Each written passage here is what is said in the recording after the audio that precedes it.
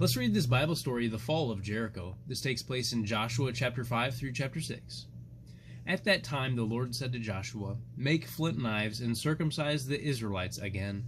So Joshua made flint knives and circumcised the Israelites at Gibbeth Harloth. Now this is why he did so. All those who came out of Egypt, all the men of military age, died in the desert on the way after leaving Egypt. All the people that came out had been circumcised, but the people born in the desert during the journey from Egypt had not.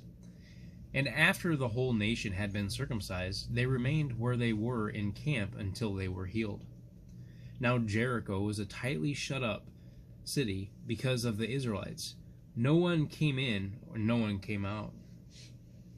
Then the Lord said to Joshua, "See, I have delivered Jericho into your hands, along with its kings and its fighting men. March around the city once with all the armed men. Do this for 6 days.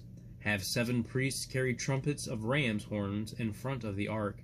On the 7th day, march around the city 7 times, with the priests blowing the trumpets. And when you hear them sound the long blast on the trumpets, have all the people give a loud shout, and then the wall of the city will collapse, and the people will go up, and every man go straight in."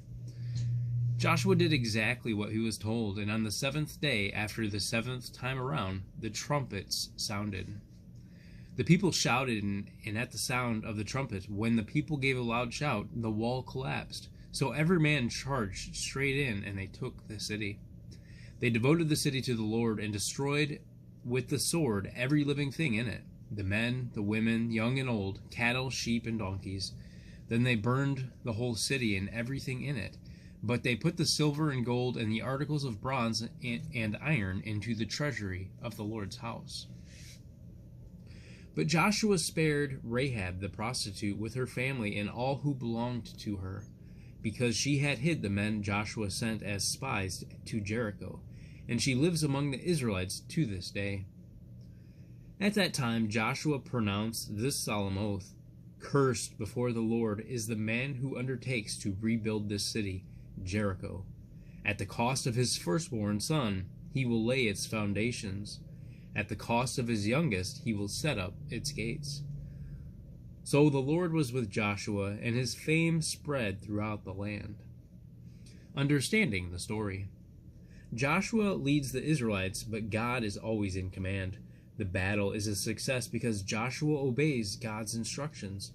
Jericho is the first fruit of Canaan, and the entire city is offered as a sacrifice to the Lord. Rahab the Canaanite is spared, showing that God accepts those who follow God's ways. Thank you, Lord, for your word. I love you. Come on back and we'll do this again.